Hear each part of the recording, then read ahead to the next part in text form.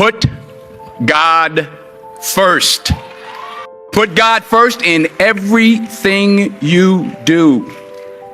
Everything that you think you see in me, everything that I've accomplished, everything that you think I have, and I have a few things, everything that I have is by the grace of God. Understand that. It's a gift. 40 years ago, March 27th, 1975, it was 40 years ago, just this past March, I was flunking out of college. I had a 1.7 grade point average. I hope none of you can relate. I had a 1.7 grade point average. I was sitting in my mother's beauty shop. They still call it beauty shops now? What they call it now? Yeah, I was sitting in the beauty parlor. I was sitting in my mother's beauty parlor, and I'm looking in the mirror, and I see behind me this woman under the dryer. And every time she looked up, every time I looked up, she was looking at me, just looking me in the eye. And I didn't know who she was, and I said, she said, somebody give me a pen, give me a pencil. I have a prophecy. March 27, 1975. She said, boy, you are going to travel the world and speak to millions of people. Now, mind you, I was flunked out of college. I'm thinking about joining the army. I didn't know what I was going to do. And she's telling me I'm going to travel the world and speak to millions of people. Well, I have traveled the world. And I have spoke to millions of people. But that's not the most important thing, the success that I had. The most important thing is that what she taught me and what she told me that day has stayed with me since.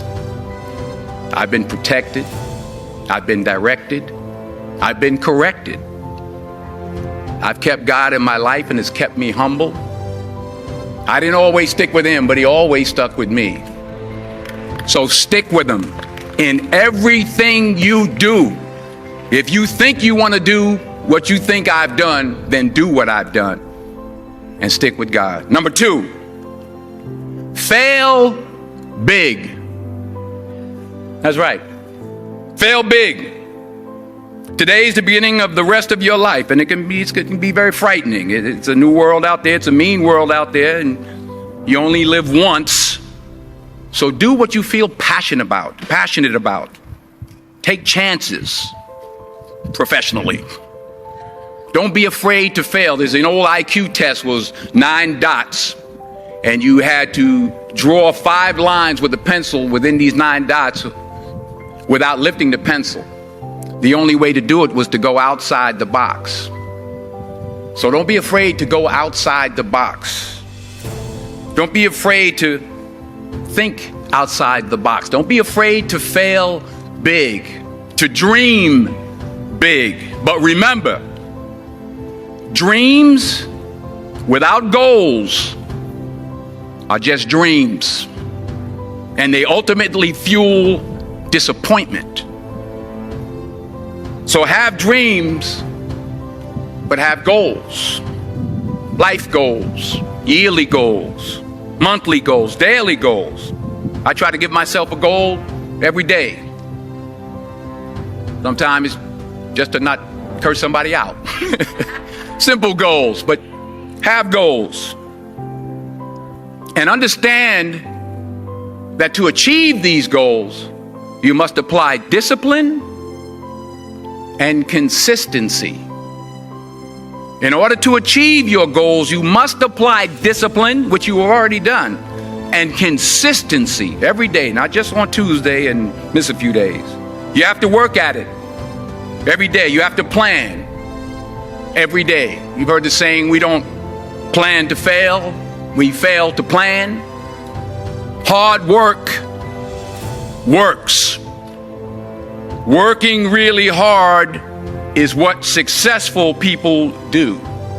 And in this text, tweet, twerk world that you've grown up in, remember, just because you're doing a lot more doesn't mean you're getting a lot more done. Remember that. Just because you're doing a lot more doesn't mean you're getting a lot more done. Don't confuse movement with progress. My mother told me, she said, yeah, because you can run in place all the time and never get anywhere.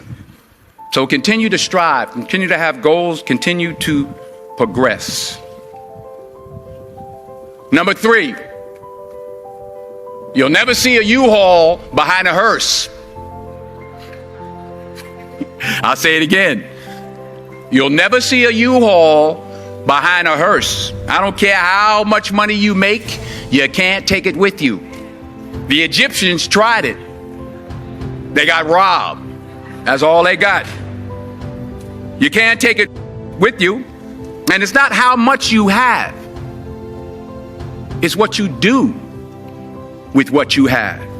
We all have different talents. Some of you will be doctors, some lawyers, some scientists, some educators, some nurses, some teachers. Yeah, okay. Some preachers. The most selfish thing you can do in this world is help someone else. Why is it selfish? Because the gratification, the goodness that comes to you, the good feeling that I get from helping others, nothing's better than that.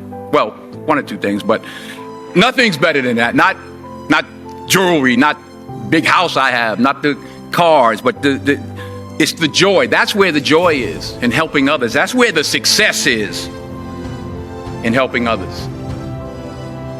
Finally, I pray that you put your slippers way under the bed tonight, so that when you wake up in the morning, you have to get on your knees to reach them. And while you're down there, say thank you for grace. Thank you for mercy. Thank you for understanding. Thank you for wisdom. Thank you for parents. Thank you for love. Thank you for kindness. Thank you for humility. Thank you for peace. Thank you for prosperity. Say thank you in advance for what's already yours.